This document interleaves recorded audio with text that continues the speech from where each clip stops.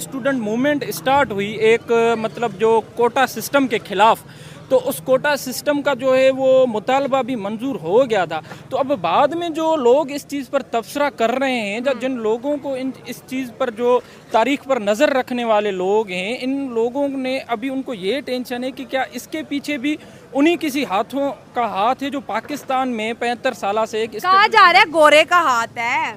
ठीक है, वो जो भी होगा वो वक्त के साथ हर चीज़ क्लियर हो जाएगी। हाँ। तो बांग्लादेश में इस मूवमेंट के बाद जो शेख मुजीब के साथ किया गया, जो वहाँ पर जो रेजिस्टेंस मूवमेंट इतनी आगे चली गई, तो इस चीज़ पर जो भी इनकलाबी लोग हैं या जो लोग भी मूवमेंट चाहते हैं उन लोगों को इस चीज़ पर खतरा लाहक है। और दूसरी बात जो आपने मोदी वाली बात की, तो ये हर मुल्क के एक पॉलिसी में शामिल होता है कि वो अपने जो भी उनके लोग होते हैं, जो भी जाहिर सी बात है हमारे यहाँ पर जो है वो इस्लाम धर्म फॉलो किया जाता है। तो हम जैसे पैलेस्टाइन के लिए इतने मैस लेवल पर प्रोटेस्ट करते हैं, तो ये जो है ये कोई भी जो स्टेटमेंट देना, वो हर लीडर अपने पास हक रखता है अपने लोगों को बचाने के लिए, अपने रिलीजियस। हाँ, बाकी ये जो बांग्लादेश का जो है वो अभी हॉट पोटैटो बना हुआ है, जैसे ये इशू अभी ये पूरा इधर उधर चल रहा है, तो इस इशू को हमने सबसे पहले समझना होगा कि तारीख में जो भी है, हम अब शेख मुजीब ने बांग्लादेश के लिए इतनी बड़ी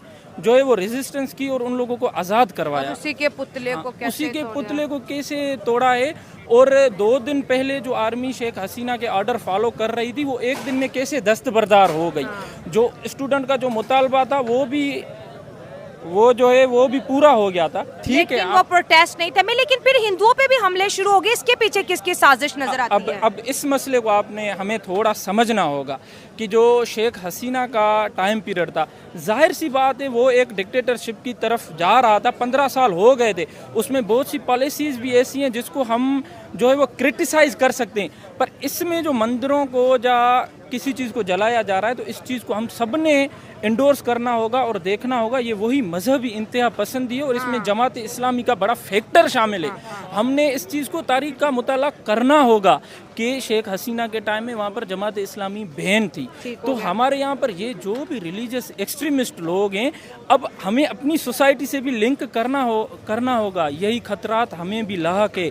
यहाँ से 2 किलोमीटर दूर पंजाब यूनिवर्सिटी है, वहाँ पर भी अब मेरा ताल्लुक सिंध से हमने यहाँ पर होली सेलिब्रेट की थी, हम पर इतना बड़ा हमला हुआ था। अच्छा। हाँ, वो इंटरनेशनल इशू बन गया था।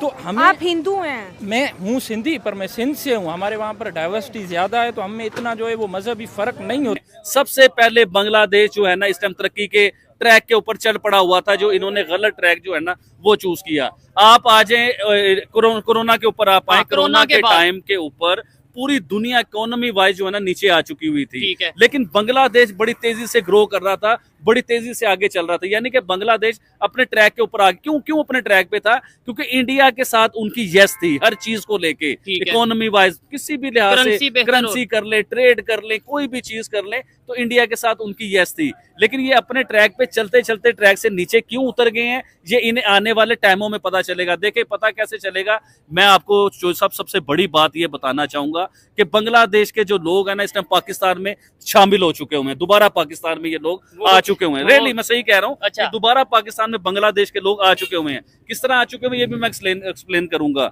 देखें, 75 रुपए का यूनिट हम लोग इधर परचेज करते हैं।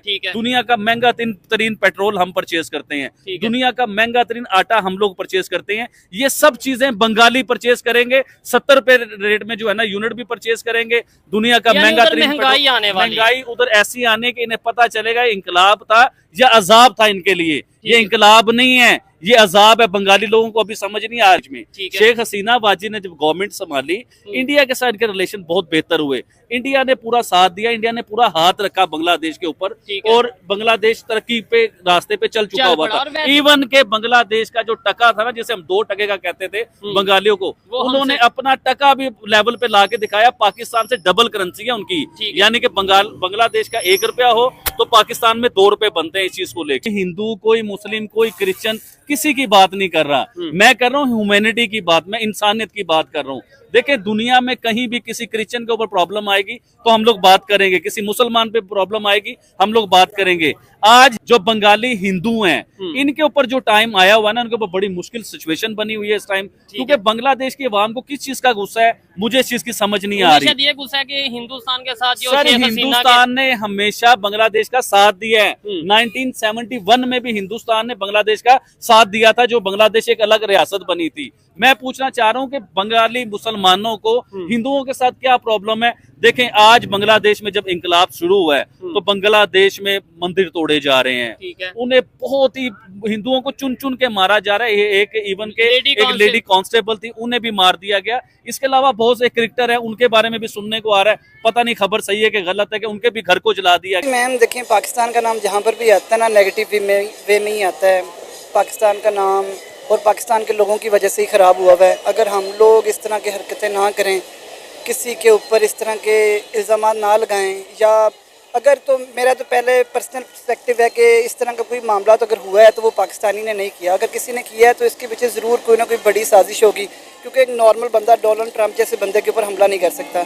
एक नॉर्मल बंदे का इतना हाथ पहुँचता ही नहीं है। अगर तो वहाँ तक किसी का हाथ गया है तो ऑब्वियसली इसके पीछे मास्टरमाइंड कोई और होगा। अगर पकड़ना ही है तो उस बेचारे के अलावा उस मास्टरमाइंड को पकड़ा जाए जिसने सब कुछ करवाया है, उसके ऊपर एक्शन लिया जाए। उससे आपको मेन क्लू मिलेंगे, सारे जो आपके वजूहात हैं वो सारी क्लियर हो जाएंगी। आपको पता है कि ट्रंप पर अटैक से एक दिन पहले इसको आसिफ रजा को अरेस्ट किया गया और अटैक जो है वो बाद में हुआ। एग्जैक्टली ये देखें, इसका मतलब है वो सस्पेक्ट पहले भी था, वो इस तरह की एक्टिविटीज़ में मुलविस होगा पहले भी, इसी वजह से उसको पहले अरेस्ट किया गया है। इस वजह से ना भी क्या हो, कोई ना कोई उस पर इस तरह का चार्ज होगा जिस वजह से वो अरेस्ट हुआ है। तो इसके पीछे काफ़ी कुछ होगा। होप्सो अगर वो सही तरह तफ्तीश करें, इसके ऊपर एक्शन लें तो वो इसके मास्टरमाइंड तक पहुंच सकते हैं। मास्टरमाइंड को पकड़ना चाहिए। पाकिस्तान के भी हालात जिस तरह ख़राब हुए हैं, ये सारे मामला एक ही तरफ इशारा करते हैं। अगर तो हम बेहतर कुछ करना चाहते हैं, हमें सबसे पहले ख़ुद को बेहतर करना होगा, हमें मुल्क को बेहतर करना होगा, उसके बाद हम अपनी शख्सियत दुनिया के सामने बेहतर कर सकते हैं। ये तो एक बहुत छोटा सा वाक़या है, पूरी दुनिया में पाकिस्तान का नाम बहुत ख़राब है। अगर वो सारे को ठीक करना है तो हमें खुद से स्टार्ट कर लेना होगा। हमें तस्वीर के दोनों रुख को देखना होगा।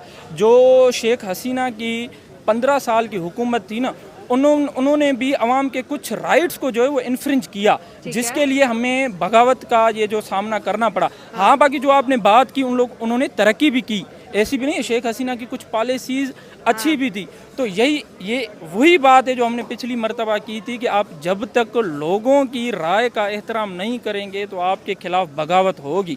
और बांग्लादेश का वही सामना हुआ जिसका अभी फ़ायदा किसी और हाथों को जाएगा। ये क्रॉस बॉर्डर टेररिज्म की भी इंडिया बात कर रहा है कि हो सकता है कि अब शेख हसीना के बाद वहाँ पर क्रॉस बॉर्डर टेररिज्म हो, दहशतगर्द इंडिया की तरफ जाएं, क्योंकि जैसे आपने पहली बड़ी खूबसूरत बात की कि जमात इस्लामी को शेख हसीना ने बैन किया था, आज वो भी पावर में आ गया है। तो इंडिया में दहशतगर्दी हो सकती है या पाकिस्तान में हो सकती है, कुछ ऐसे असरात दिख रहे हैं। क्या सोच है आपकी इस मामले में? तो ये तो एक सही बात आपने की है कि खिते में जो भी चेंज आती है तो उसका सराउंडिंग में असर पड़ता है।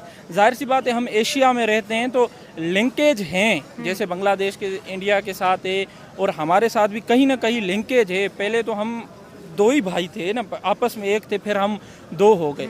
तो इसके जाहिर सी बात है खिते पर असरात तो पड़ेंगे, पर फिर वही बात है कि अवाम ने होश के नाखून लेने होंगे। अवाम ने ये चीज़ें समझनी होगी कि अवाम ने किसी के हाथों यूज़ नहीं होना चाहते। हम तो ये चाहते हैं कि वहाँ पर जो है वो जल्दी डेमोक्रेटिक गवर्नमेंट आ जाए जिसमें अवामी राय शामिल हो।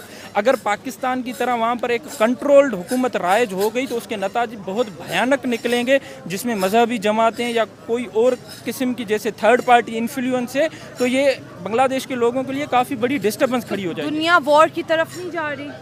अब दुनिया तो, अब मैं आपको एक बात बताऊं, ये जो 21वीं सदी है ना, ये जंग की सदी नहीं है। हमें सबसे पहले ये चीज़ें जहन में रखनी होगी, ये डायलॉग की सदी है। जो भी मुल्क डायलॉग पर यकीन करते हैं वो तरक्की करेंगे। जंग आजकल देखें ना, पहले मुल्क जो है वो एटॉमिक कंट्रीज़ नहीं हुआ करते थे, आज हर मुल्क अपनी ताकत रखता है, अपनी एटॉमिक पावर रखता है। तो ये सदी है डायलॉग की सदी है। तो जिसने डायलॉग किए वो आगे जाएंगे, बाकी जंग तो फिर देखें, जंग तो खतरा होता है।